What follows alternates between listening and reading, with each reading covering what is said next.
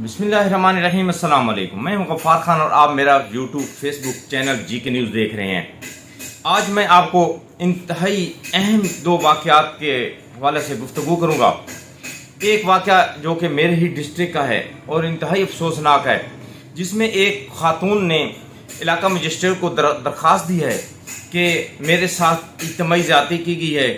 उसका कहना है कि दोस्ती की आड़ में पहले ख़वातीन के तस्वीर बनाई जाती हैं, फिर उनको ब्लैकमेल किया जाता है, फिर उनके साथ इज्तिमाई ज़्यादती की जाती है और जानवरों से भी ज़्यादती कराई जाती है।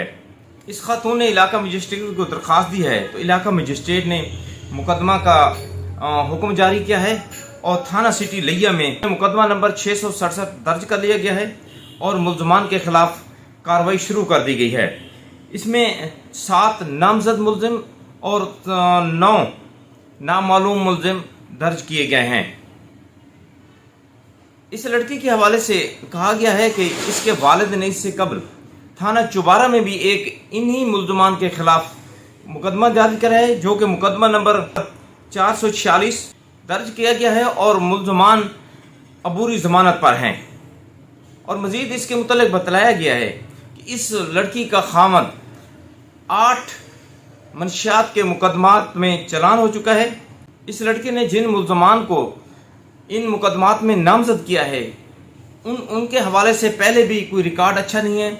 पहले भी लड़कियों को ब्लैकमेल करना, लड़कों को ब्लैकमेल करना, उनकी तस्वीर बनाना, ये उनके खिलाफ पहले भी मुकदमात दर्ज हो चुके हैं और वो इस हवाले से नाम गिरामी लोग हैं। मेरी हुकाम बाला से, अफीसरान बाला से एक इल्तिजा होगी कि ये एक अहम वाक़या है और इसकी बहुत अच्छे तरीके से तहकीकात की जाए और इसमें जो भी नामजद मुल्ज़िम हैं उनको कैफ़रे किरदार तक पहुँचाया जाए और तमाम पहलू से तहकीकात की जाए और ये भी देखा जाए कि कहीं ये लड़की भी इस गैंग का हिस्सा तो नहीं रही और अब इस गैंग के साथ इख्तलाफात होने पर यह मुकदमात दर्ज करा रही है, क्योंकि इसका खामद भी मंशियात के मुकदमात में मुलव्वस रह चुका है।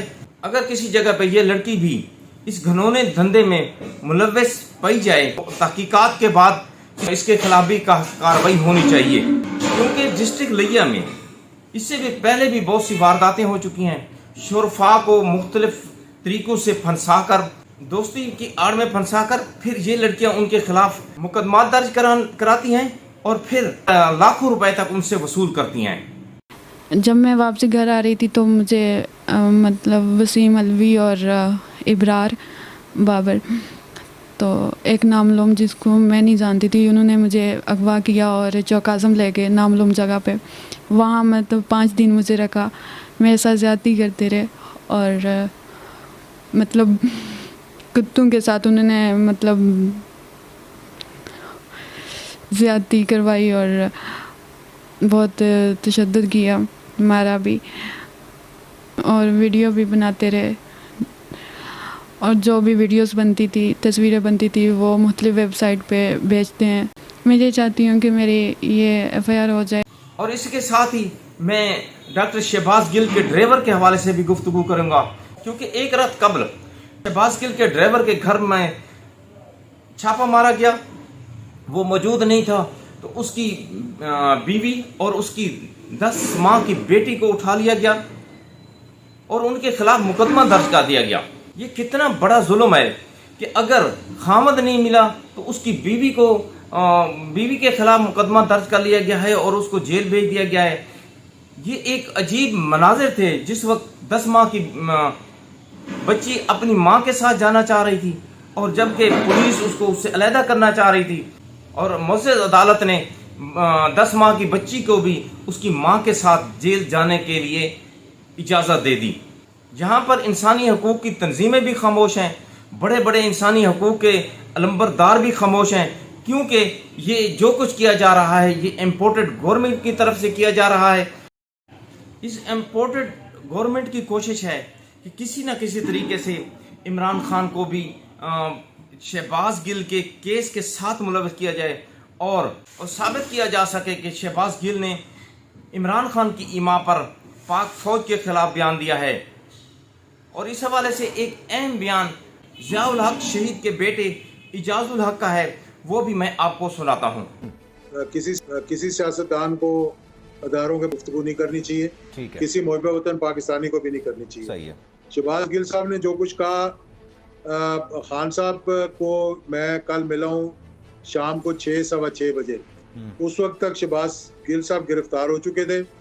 उन्हें इस बात का इल्म नहीं था। अब इस बात पे आपको यकीन करे या ना करे कि शहबाज गिल साहब ने कहा क्या है, वो मजम्मत कर रहे थे इस बात पे कि उनको जिस तरीके से पकड़ा गया, यानी गाड़ी के शीशे तोड़े गए, उनके मुलाजिम को, ड्राइवर को जो है उसको जो है वो जोर कोप किया गया, वो इस बात पे वो कर रहे थे। फिर बाद में जब मैं बैठा हूँ मीटिंग के अंदर, तो उन्होंने अपने किसी अपना मावन को बुलाया और उनसे पूछा कि भाई एग्जैक्ट बताओ कि क्या बात की है उसने।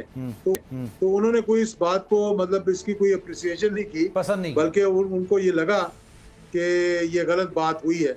आज भी उन्होंने ये कह दिया कि हमें फौज से लड़ाने की कोशिश की जा रही है, और उन्होंने ये भी कह दिया कि जो अगर किसी ने गलत बात की है तो कानून के मुताबिक उसके खिलाफ जो है वो कार्रवाई होनी चाहिए। बिल्कुल। तो मेरा ख्याल है कि इससे ज्यादा तो और कोई कह भी नहीं सकता था। यानी आप देखें कि माजी के अंदर जब मैं अब उनके नाम नहीं लेना चाहता, मतलब जो ऑपोजिशन में इस वक्त हुकूमत के अंदर हैं, जो उन्होंने गुफ्तगू की और फिर करने के बाद किसी एक शख्स ने कह दिया कि ये पार्टी की लाइन नहीं है। मुलाकात तो पहले से तयशुदा थी, ये कल शाम की बात है, और वो अचानक वो शहबाज गिल वाला मसला भी बीच में आ गया था, तो उस पर काफ़ी वहाँ पर हाइप क्रिएट हुई थी।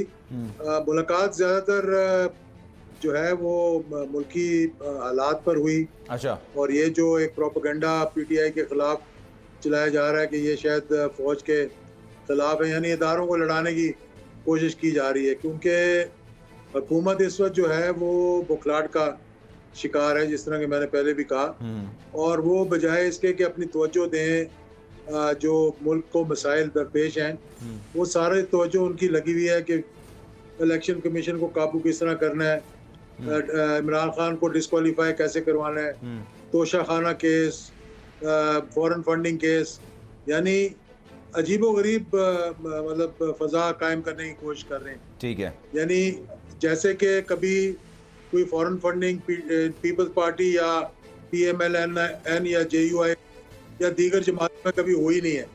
यानी अगर इन केसेस को निकालना ही था तो उन्हें चाहिए था कि तमाम केसेस को लेकर चलते तमाम जमात